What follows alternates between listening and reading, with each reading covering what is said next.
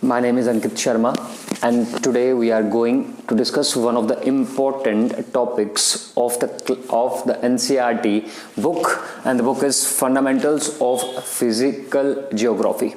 This book is very important if you are preparing for your competitive exams, if you are preparing for geography component in your competitive exams. So this book is very important.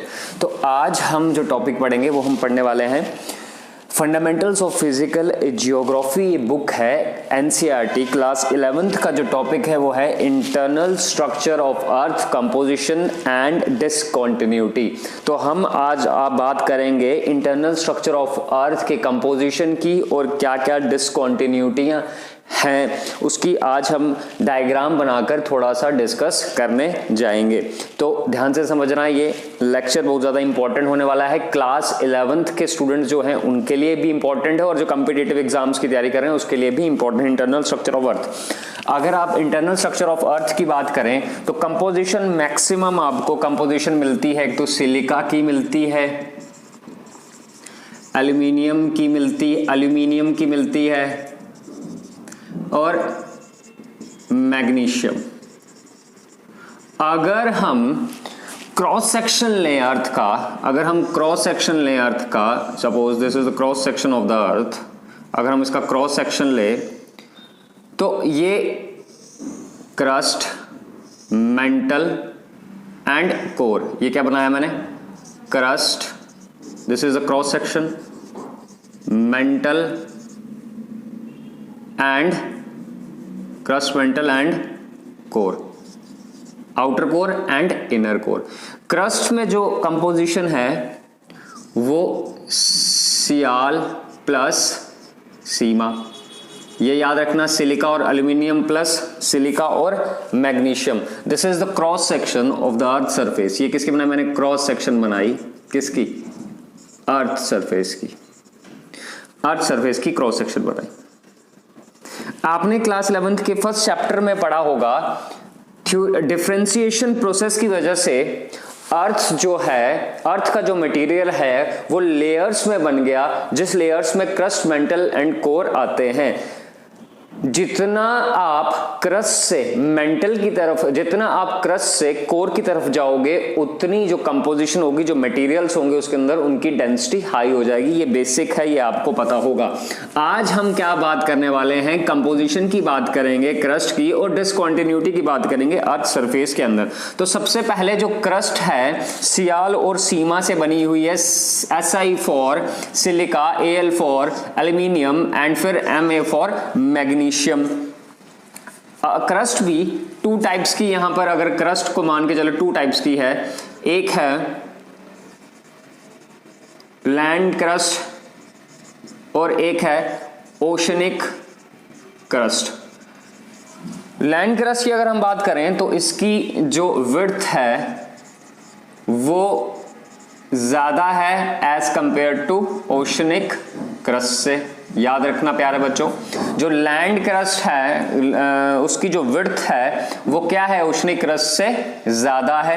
That means यहां पर अगर हम इसकी composition की बात करें तो land crust पे आपको सियाल प्लस ये दोनों कंपोनेंट मिलेंगे। अगर आप ओशनिक क्रस्ट की बात कर रहे हो तो आपको सिर्फ और सिर्फ क्या मिलेगा, सिलिका और मैग्नीशियम। यहां पर लैंड क्रस्ट में आपको सियाल प्लस सीमा दोनों मिलेगा और ओशनिक क्रस्ट में आपको सिलिका और मैग्नीशियम ही मिलेगा। यहां पर आपको दोनों मिलेंगे लैंड क्रस्ट पे, क्यों, क्योंकि यहां पर विड्थ ज्यादा है।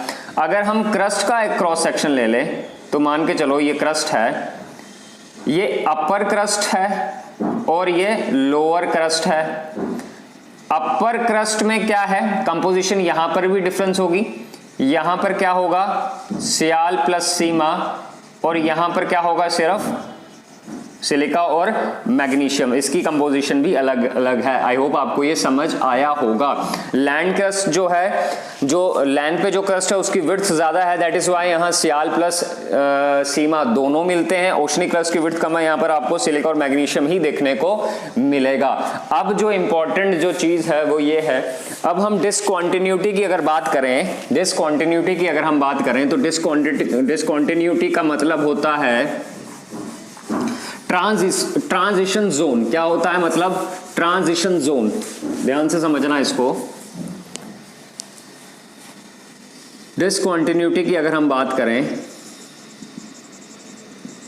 इसका मतलब होता है डिवाइडर या फिर ट्रांजिशन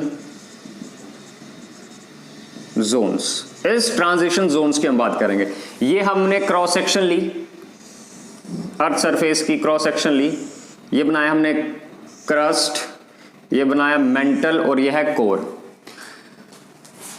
ये है हमारा क्रस्ट, ये हमारा मेंटल और ये हमारा कोर, आउटर कोर और इनर कोर। ठीक, आउटर कोर और इनर कोर। अभी जो आपको पढ़ना है वो ये यहां पर पढ़ना है कि कौन कौन सी डिसकंटिन्यूटी, डिवाइडर, ट्रांजिशन जोन। ये डिसकंटिन्यूटी क्या है? डिवाइडर है, ट्रांजिशन जोन है। अगर ये क्रस्ट है तो क्रस्ट एक अपर क्रस्ट होगी और एक लोअर क्रस्ट होगी, एक अपर क्रस्ट होगी और एक लोअर क्रस्ट होगी। जो अपर क्रस्ट का जो कंपोजिशन होगा वो लोअर क्रस्ट का कंपोजिशन नहीं होगा। और इन दोनों के बीच का जो ये पोर्शन है, ये जो डिवाइडर है, इसको हम क्या बोलते हैं? जो अपर क्रस्ट और लोअर क्रस्ट को बीच में से काटता है, इसको हम बोलते हैं कोनोरॉड डिसकंटिन्यूटी। ये अपर क्रस्ट और लोअर क्रस्ट।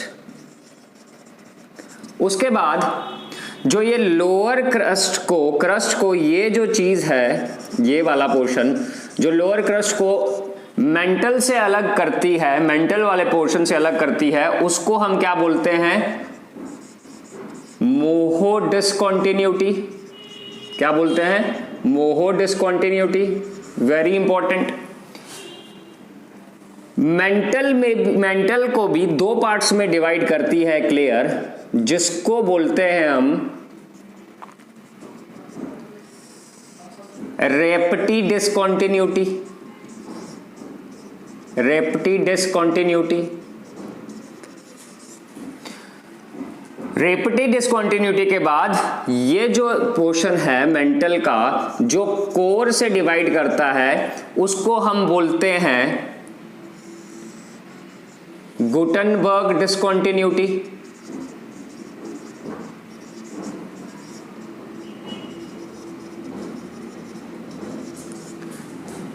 और ये जो ये यहां का जो पोर्शन है, कोर के बीच का जो पोर्शन, ये जो अपर कोर और आउटर कोर आ गया, इसको हम बोलते हैं लेहमैन डिसकंटिन्यूटी।